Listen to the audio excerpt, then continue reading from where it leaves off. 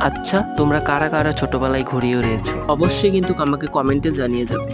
পুরো ভিডিওটা দেখতে চাইলে আমার চ্যানেলে ঢুকে দেখে আসো। যদি তোমরা আমাকে সাবস্ক্রাইব করো তাহলে আমি এরকম ভিডিও নিয়ে আসবো। আর সবাই যেতে যেতে কিন্তু লাইক করতে ভুলবে না। ঘড়িটা তুলতে কিন্তু খুবই সমস্যা হচ্ছিল, কারণ বাতাসে কিন্তু একদম কম ছিল।